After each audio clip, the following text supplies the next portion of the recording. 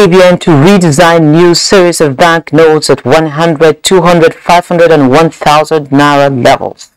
Non-interest capital market will aid housing development, says Securities and Exchange Commission. Shrinking value of the currencies of most developing economies could deepen food and energy crisis, warns World Bank in its latest report. This is Business Express on a network service of the Nigerian Television Authority, the NTA, and we're reaching you from Abuja, the nation's capital. I'm Leah Katung, Babatunde. You're welcome.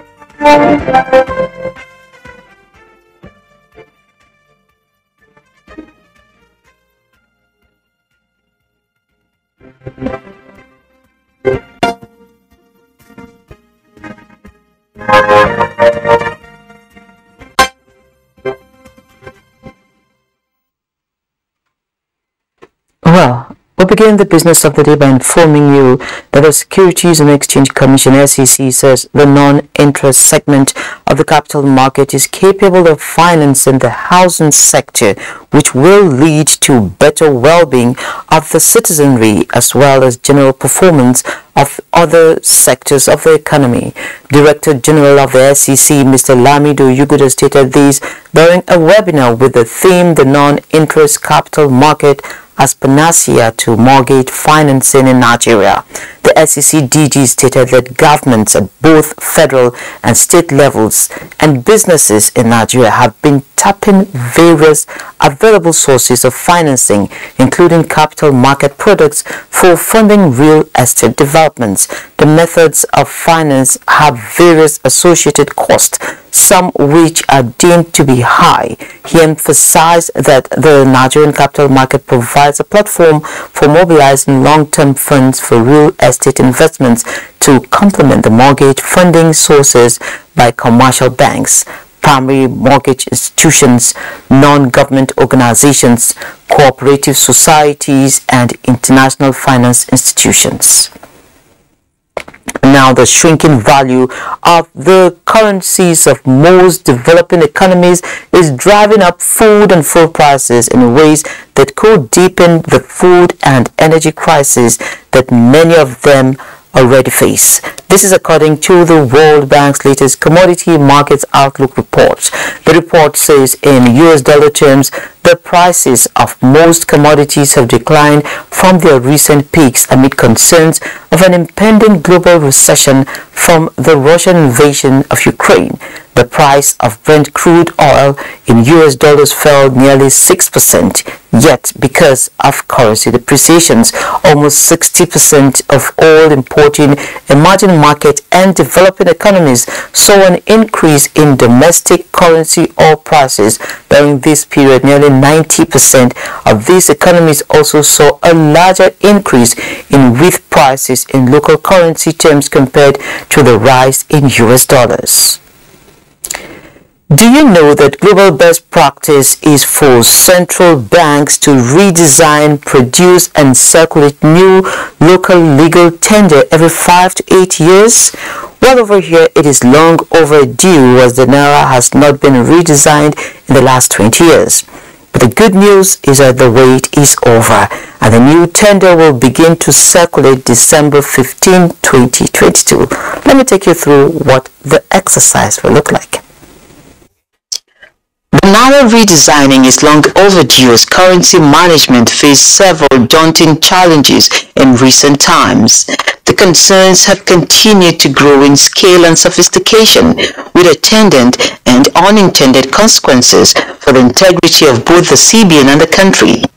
Governor Godwin Emefiele itemized the challenges to include significant hoarding of banknotes by members of the public, with statistics showing that over 80% of currency in circulation are outside the vaults of commercial banks. Worsening shortage of clean and fit banknotes with attendant negative perception of the CBN and increased risk to financial stability. Increasing ease and risk of counterfeiting evidenced by several security reports. Crime and criminality is hurting the Naira. Also, in view of the prevailing level of security situation in the country, the CBN is convinced that the incidence of terrorism and kidnapping will be minimized as access to large volume of money outside the banking system used as source of funds for ransom payments will begin to dry. Considering the challenges, President Muhammadu Buhari gave the CBN approval to redesign, produce and circulate new series of banknotes at 100, 200, 500 and 1,000 Naira. Emefiele instructed all deposit money banks to begin returning the old notes immediately, while the newly designed currency will be released to the banks in order of first-come, first-served basis. Customers of banks are advised to begin paying into their bank accounts the existing currency to enable them withdraw the new bank notes once circulation begins in mid-December 2022 and deposits charges have been suspended. You should be able to conduct banking services without necessarily having a bank account. However, if you are carrying cash, you can go to the nearest bank branch near you. They will take your cash and open an account for you for the purpose of returning the one Naira right into the bank's vault and then collecting the new Naira when we begin to release them. Emefiele says the Apex Bank will continue to fine-tune the program to avert burdening Nigerians the more. Now, the federal government is putting in place a support mechanism to cushion the effects of growing inflation in the country. Minister of Finance, Budget and National Planning Zainab Ahmed, while presenting the 2022 budget performance to the House of Representatives Committee on Finance, said a committee is already in place and will in the coming days unveil its recommendations to address inflation. National Assembly correspondent Lami Ali reports. As the performance of the 2022 budget, while Parliament works on the 2023 expenditure, both sides were concerned about the challenges of implementing the 2022 budget caused by both local constraints and global happenings. But government, the minister said, is addressing the challenges, including inflation, which has hit 23%. What's the plan? What are we doing to redeem the present situation we find ourselves? From the monetary side, what the central bank is doing is continuing to manage inflation by monetary tightening, by working at liquidity. The president has authorized the National Food Security Council, and we have held a meeting even yesterday evening on how some support will be provided. And one of the means will be releasing stocks from the strategic reserves, but also looking at how to provide some support in terms of inputs in fertilizer production. Reforms to stimulate the economy, she added, are yielding positive outcomes as the country focuses on improving non-oil revenue to mitigate impact of underperformance in the oil and gas sector due to oil theft and vandalism.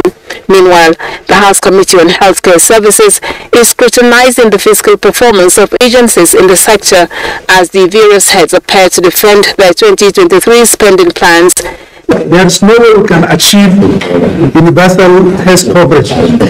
Whatever the funding that is due to this and is given to it. Because the most important engine in the pillars of health is human resources for health. And where you lack unity among the human resources of health, it means no success will be recorded. The committee urges collective efforts to improve services in the health sector for all citizens in line with international standards. From the National Assembly, Lami Ali.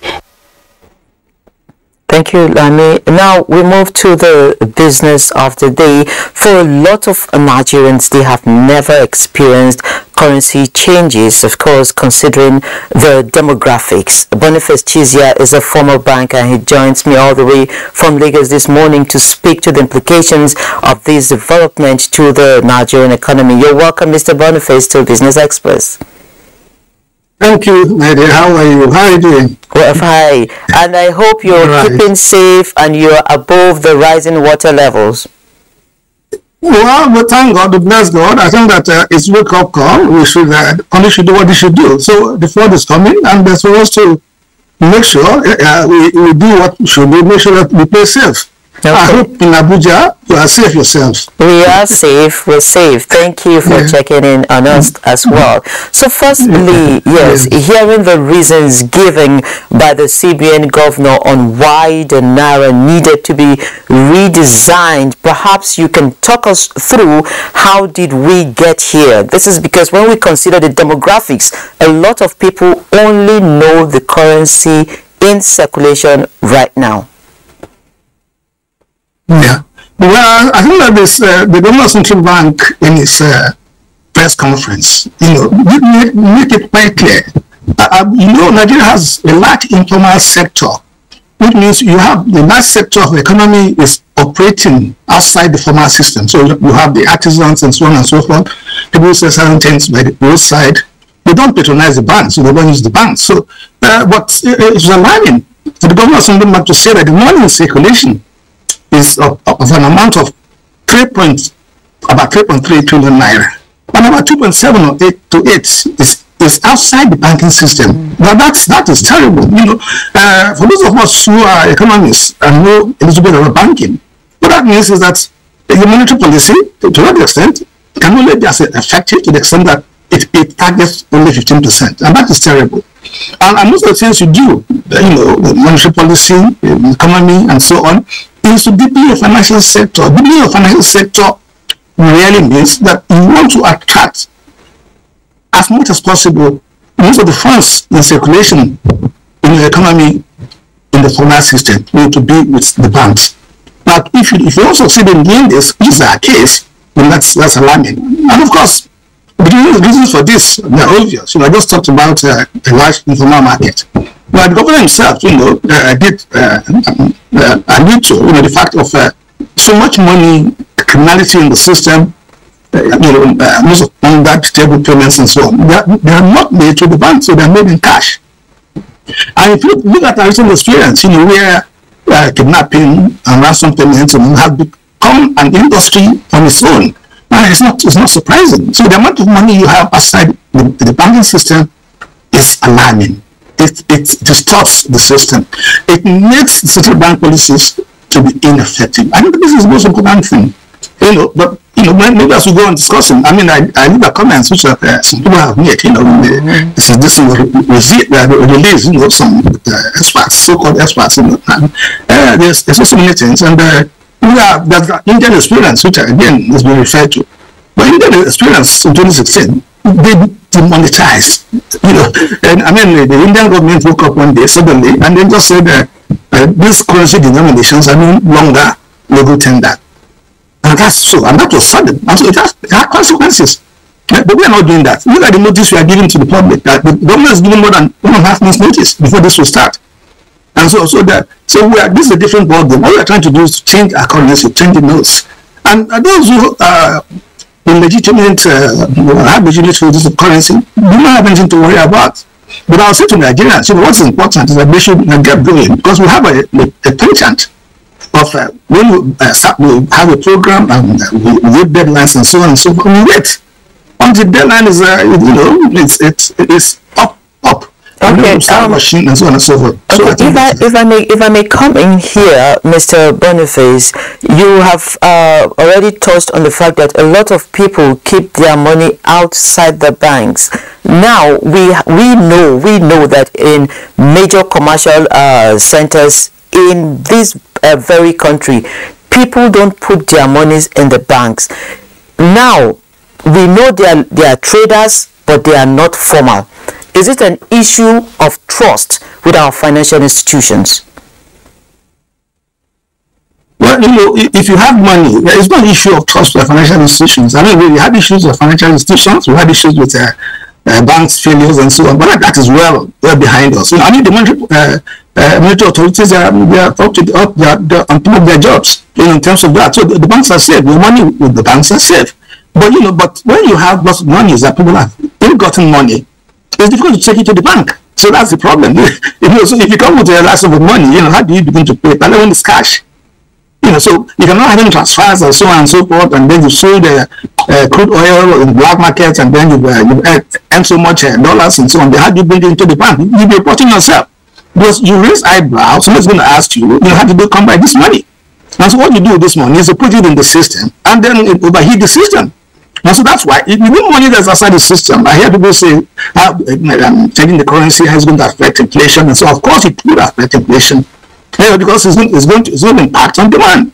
If you withdraw this money, and if they don't know, they struggle, because you see what tends to happen is that the fraudsters, those who are in illegal business, they try to be one step ahead of policy decisions. So there's going to be a struggle now to begin to think out of the box and to see how. Monies are outside, monies that are hidden in various places would come into the system. But I hope we'll talk about also the timelines and so on and so forth. And I think also it should impact election 2023. I think it's good news for everybody. Yes. So before we get to all that, perhaps you could tell us, is this going to have any impact on exchange rates, knowing that the naira has been battered in recent times? Yes, it's going to have impact on the same rate. Because the same rates, that's why you have the private market, which is about 7 and something naira. So the official rates are about 420 or thereabouts. It's going to affect it because you see, to the extent that the monies are illegal, they're being used, to trade in this business, to pile up demand. What's affecting the exchange rate is that the demand for dollars is substantial, and we have an appetite, which is insatiable. And so that's why you have this differential in rates. And of course, that's the official window. We have also a challenge, in the sense that we are not being able to earn sufficient foreign exchange. And so when I hear people make statements to the effect that the government have concentrated in, turning up the foreign exchange and so on, sort of turning the currency, I don't know those rubbish. I think that you show that people are that they miss the point. They miss the point, because the government central bank don't have the magic wand, to make the currency strong. It doesn't have it. What to make the currency strong? We have to earn from the exchange. Now you have the situation whereby even official source of the only source, the blues and the decoding air, which is oil. Now even that is been subsidized by corruption. So you find that in the morning we have our OPEC quota, and then we're not even being able to meet OPEC quota. Because the corruption there has been entrenched. Our monies that will come, they are all being taken away. I overheard it, Tony complaining. I think he got into the oil business, and he was alarmed at the rate of stealing that was going on there. And in fact, he voiced this complaint aloud. So I think that's so there are challenges. So it's going to affect it. It's going to affect everything. It's going to affect inflation. And I will just pray that the implementation will be seamless. Of course, there will be some unanticipated consequences and so on and so forth. The country is very vast and so on, and some people might be caught in the process, not being able to change their currencies and so on. That is inevitable. So considering the timelines now, how will this impact on financial inclusion? And then those people who are living outside the urban centers, how will this affect them? What will be the steps to drag them in? Well, I would expect the central bank will keep its eyes peeled on this and monitor and make sure that if there are any bottlenecks that would affect the processes in terms of making sure that even the currency is essentially available. So we can say that you're going to have new currencies and so on and so forth, and that day comes and they find that even the supply is inadequate. So we can have some issues. But if you can put all this together, what central bank is supposed to monitor the process, I would expect that there was postponement. But for me, what is particularly of interest is that it will affect the money that's going to spend in elections, and that's very good for us.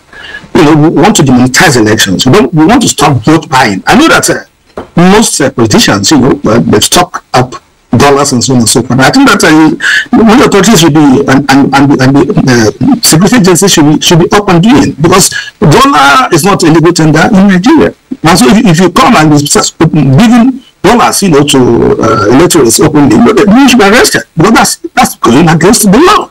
So I think that beyond the election in February 2023, I think we should be relaxed about this. I think that make sure that people in legitimate position of Naira cannot deny value. I think this is very important. So I would say that we have to take on board the fact that this country is very vast territory, and there are lots of people who are in the outlying regions who do not have immediate access to banks.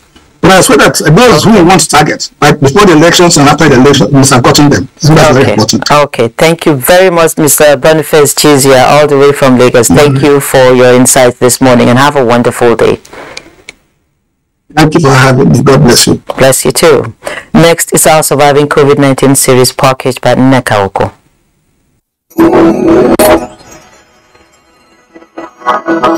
Surviving COVID-19 series is brought to you in partnership with the Central Bank of Nigeria. My name is Leah.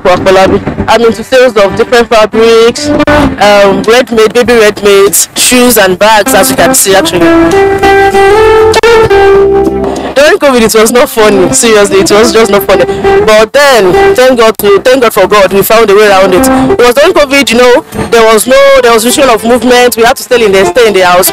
But thank God for social media. So what I had to do is I had to start displaying my wares on WhatsApp, on Instagram, like that. Then my immediate neighbors, they were actually helping. Although then everybody just wanted to survive. They wanted to eat. It was not time to start buying clothes and all of that. But well, we survived. Seriously, my business was more than this before, but because of the COVID-19, the little money that was coming in, I had to eat and make sure I'm fine, because I couldn't go out and all of that. So it reduced my capital. So if money comes in now, I'll be able to buy more stocks and probably get a shop for myself, a bigger shop though, for myself, and get somebody that can be assisting. About the COVID-19 survival fund, sorry. Somebody told me about it then, and they said we should apply. That's true. The woman collected our names. She said she will get back to us later. I gave her my name till now. Sometimes, I think last month or so, I still asked that. She said they've not heard anything about it. But I heard some people had collected. It's a good development by the federal government and the CBN, because it's really helping people to survive. We all understand that there is not much, because it's not all of us that can do white collar jobs. Some of us have to survive through the business and all that. But the capital, if the capital is not there, there's nothing anyone can do. But with the help of this survival fund, people are really doing well there, and the business are thriving. But unfortunately, I have not been able to collect. COVID-19 actually taught me that it taught me to think outside the box. It taught me to think outside the box, because business was not. That was actually why I had to diversify, really, because before COVID-19 I based on shoes and bags and ready-made majorly. But well, when COVID-19 came, I had to survive. So I had to start doing the fabrics. I think outside the box. What do they need in my immediate environment? And again, I had to start using the social media.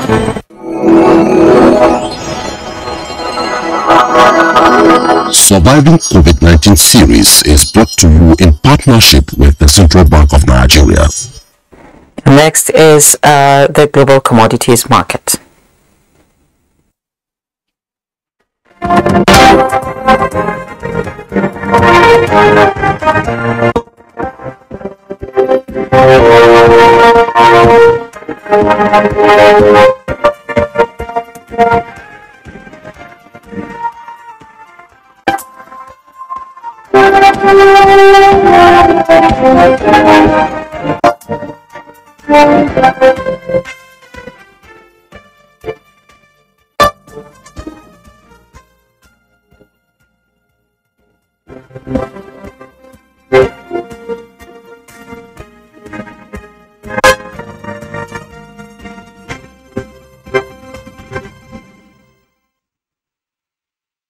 Perhaps Business Express for today, but I'll leave you with some quick updates. The Nigerian capital market has opened in the green. European markets are red. Asian markets are mixed. Join us again tomorrow for another episode of Business Express at 3 o'clock in the afternoon. Have a blessed day.